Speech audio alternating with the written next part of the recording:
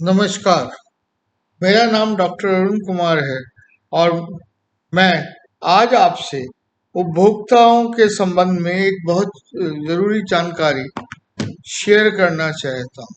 हम समय-समय पर आपसे के लिए इस तरह की महत्वपूर्ण वीडियोस को बनाते रहते हैं जिसमें कि आपको उपभोक्ता कानून के बारे में और अन्य विषयों के बारे में समय-समय पर जानकारी देते रहें। अगर आपको हमारी ये वीडियोस पसंद हैं तो आप प्लीज इन्हें लाइक करें, सब्सक्राइब करें और हमारे को कमेंट भी लिखें कि भाई आप इसमें क्या चीजें देखना चाहते हैं और हम इसको कैसे इम्प्रूव कर सकते हैं। अगर आप इस हमारे चैनल को सब्सक्राइब करते हैं तो हमें एक प्रोत्साहन मिलता है। आज हम बात करते हैं प्रोडक्ट लायबिलिटी के बारे में। प्रोडक्ट लायबिलिटी एक उपभोक्ता कानून का वो हिस्सा है जिसमें हम मैन्युफैक्चरर्स, डिस्ट्रीब्यूटर्स, सप्लायर्स, रिटेलर्स और जो सर्विस प्रोवाइडर्स हैं वो इस दायरे में आते हैं और उनकी हम रिस्पॉन्सिबिलिटीज को फिक्स कर सकते हैं।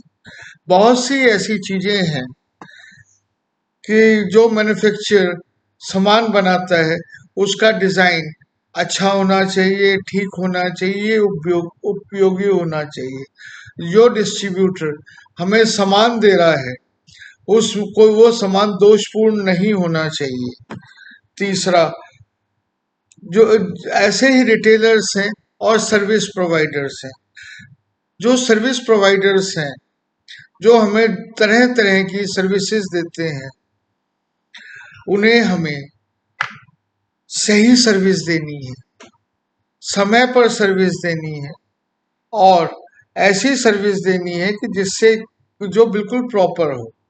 ये नहीं है कि उन्होंने हमसे वायदे कुछ किए हैं और सर्विस हमें प्रॉपर नहीं दे पा रहे। ये उनकी जिम्मेवारी है और इसी का उपभोक्ता कानून के सेक्शन के अंतर्गत उनकी रिस्पॉन्सिबिलिटीज को फिक्स किया जाता है। इसमें है कि जैसे मैन्युफैक्चरिंग डिफेक्ट्स हैं, डिजाइन डिफेक्ट्स हैं और प्रोडक्ट के बारे में उचित जानकारी ना देना, सर्विसेज के बारे में उचित जानकारी ना देना, ये सब इस कानून के अंतर्गत आते हैं। जैसे आप दवाइयों का मामला ही ले लीजिए।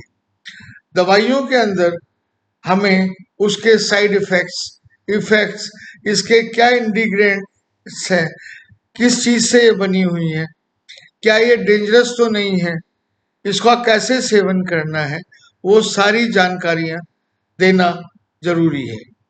ऐसे ही प्रोडक्ट के बारे में है कि प्रोडक्ट को हमें कैसे सेफ रखना है, क्या ये इसका डिजाइन तो दोषपूर्ण नहीं है, ये सारी चीजें इसके अंतर्गत आती हैं। अच्छा, वो हमें वारंटी कितने टाइम की देता है, क्या वो वारंटी दोषपूर्ण तो नहीं हमें दे रहा या हमारा बेवकूफ तो नहीं बना रहा, ये सब इसी कानून के प्राविधान के अंदर आती है। और वारंटी का इम्प्लीमेंट भी होना उतना ही जरूरी है जितना कि प्रोडक्ट को बेचना है। ये नहीं है कि आपने उस बेचते टाइम कुछ हमें वारंटी दी है लेकिन बाद में आप उसको पूरा नहीं कर रहे, ये भी उसी का एक अंग है। रही बात सर्विसेज की, अब हमने बहुत सी बार देखा है कि हमसे वायदे कुछ और किए जाते हैं और सर्विसेज हमें वो प्रोवाइड नहीं की जाती। जैसे आप होटल्स को ले लीजिए, हॉस्पिटल्स को ले लीजिए, इंश्योरेंस कंपनीज को ले लीजिए। अब उसमें सर्विसेज में डेफिशिएंसीज हैं, डिले इन सर्विस है, ये सब इसी कानून के अंतर्गत आता है। अगर हम होटल में कमरा लेने जाते हैं और होटल वाला हमें जिस प्रकार की सुख सुविधा के बारे में बात करता है, हमें वही सुख सुविधा मिलनी चाहिए। ये इस कानून के अंदर प्राविधान है। ऐसे ही इंश्योरेंस कंपनी के बारे में है कि जिस टाइम हम इंश्योरेंस बेचते हैं तो हमें जो जो वायदे किए जाते हैं वो पूरे होने चाहिए। अगर हमें कोई दोषपूर्ण सेवा या उत्पादन मिल रहा है तो हम उसको कानून के अंतर्गत उसकी, जैसे हिंदुस्तान में नेशनल कंज्यूमर हेल्पलाइन है, उसके अंदर शिकायत कर सकते हैं। अगर हमें वो भी नहीं समझ में आ रहा या हम नहीं कर पा रहे या उनसे हम सेटिस्फाई नहीं हो रहे तो हम उसको उसके बाद में कंज्यूमर कोर्ट में भी ले जा सकते हैं।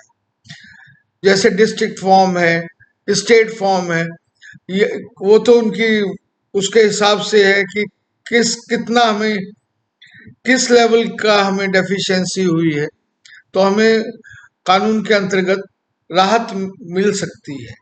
और मैं आपसे एक निवेदन करता हूं कि अगर आपको कोई भी उत्पादन या कोई भी सेवा दोषपूर्ण मिलती है तो प्लीज उसकी शिकायत जरूर करें, जिससे कि उन सेवाओं में और उस उत्पादन में सुधार हो सके। अगर हम उसको लेके चुपचाप बैठ जाते हैं तो उनको यही नहीं पता चलेगा कि कहाँ क्या दोषपूर्ण है। अतः शिकायत करना भी उतना ही जरूरी है दोषपूर्ण सेवाओं के लिए, उत्पादनों के लिए, जितना कि उसका उपभोग करना जरूरी है। इन्हीं शब्दों के साथ मैं आपका बहुत बहुत धन्यवाद करता हूं और आपसे निवेदन करता हूं कि प्लीज आप हमारे चैनल को सब्सक्राइब करें, शेयर करें और इसके बारे में आप जो भी नई चीजें देखना चाहते हैं उसके बारे में आप अपने कमेंट में जरूर लिखें। आपका बहुत बहुत धन्यवाद।